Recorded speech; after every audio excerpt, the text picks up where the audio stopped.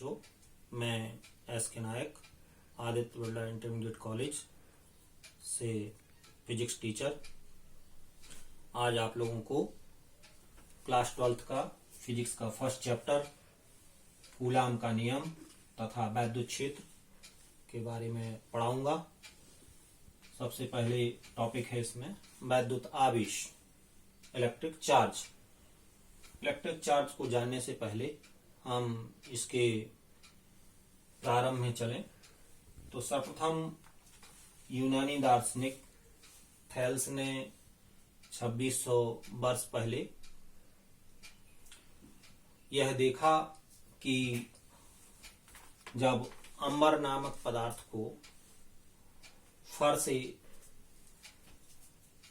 रगड़ते हैं तो उसमें छोटे छोटे पार्टिकल्स को, जैसे डस्ट पार्टिकल्स को अपनी ओर आकर्षित, तो अंबर यहीं से था। अंबर नामक पदार्थ में जब उसे बिल्ली की खाल या फर से रगड़ते हैं तो उसमें डस्ट पार्टिकल को अपनी ओर आकर्षित करने का गुण आ जाता है। उनकी इस बात का ध्यान बहुत लंबे समय तक 2000 वर्षों तक किसी ने नहीं दिया, लेकिन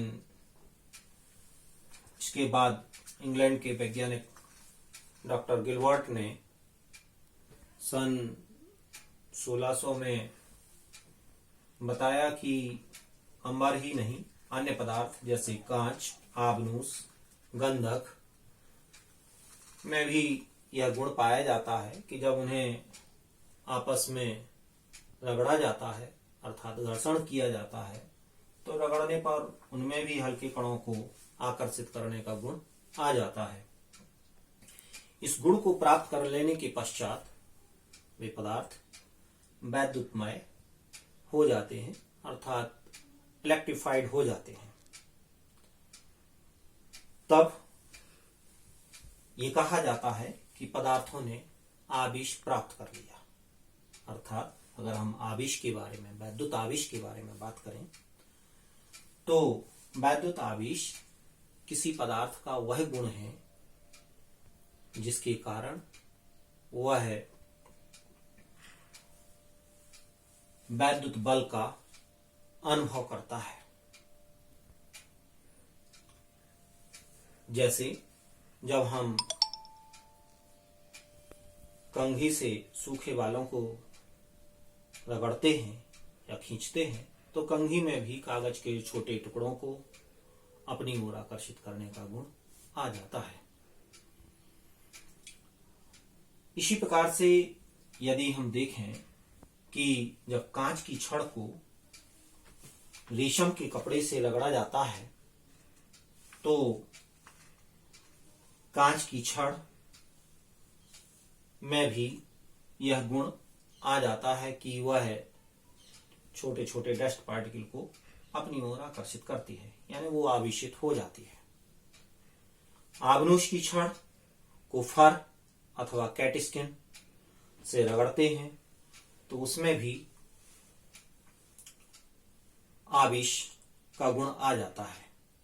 अब यदि हम देखें कि दो कांच की छड़ों को रेशम के कपड़े से घर्षण कराया गया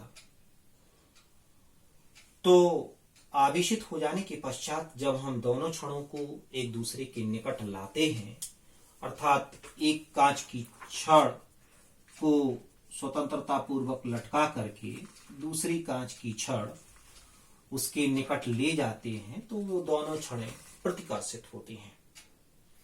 यदि घर्षण करने के पश्चात रेशम के कपड़े को कांच की छड़ के निकट ले जाते हैं तो रेशम का कपड़ा कांच की छड़ की ओर आकर्षित होता है। इसी प्रकार से जब आबनूस की छड़ को फर से अथवा कैट स्किन से रगड़ते हैं तो उसमें भी आवेश आ जाने के कारण से इसी प्रकार की हम दो आबनूस की छड़ों को निकट लाते हैं तो वे एक दूसरे को प्रतिकर्षित करती हैं। या फर को आग्नेय की छड़ के निकट ले जाते हैं तो वो आकर्षित होती है। अब यदि हम ये देखें कि एक कांच की छड़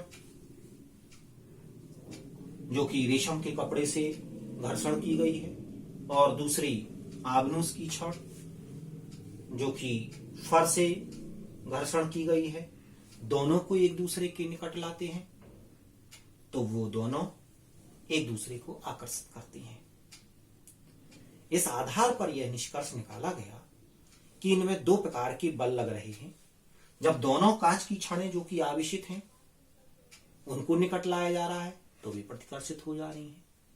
जब एक कांच की छड़ और दूसरी आग्नेय की छड़ को एक दूसरे के निकट लाया जा रहा है तो वे आकर्षित हो रही हैं।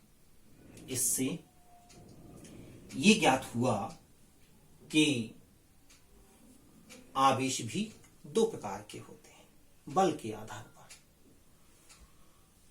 तब सन 1750 में अमेरिकन वैज्ञानिक फ्रैंकलिन ने दो प्रकार के आवेशों की परिकल्पना की। पहले प्रकार का आवेश जो कांच की छड़ पर आ रहा था उसे धनावेश कहा गया और जो आग्नेय की छड़ पर आवेश आया वह ऋणावेश आया। अब प्रश्न ये उठता है कि ये आवेश कहां से उत्पन्न हुआ, कैसे आया? तो प्रारंभ में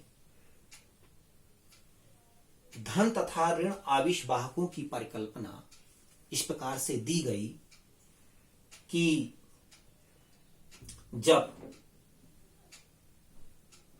यह माना जाता था कि पदार्थ बहुत छोटे छोटे कणों से मिलकर के बना हुआ है, अर्थात जब परमाणु के बारे में जानकारी नहीं थी, उस समय यह कहा गया कि कोई भी पदार्थ दो प्रकार के कणों से मिलकर के बना हुआ है, धनावेशित कण तथा ऋणावेशित कण।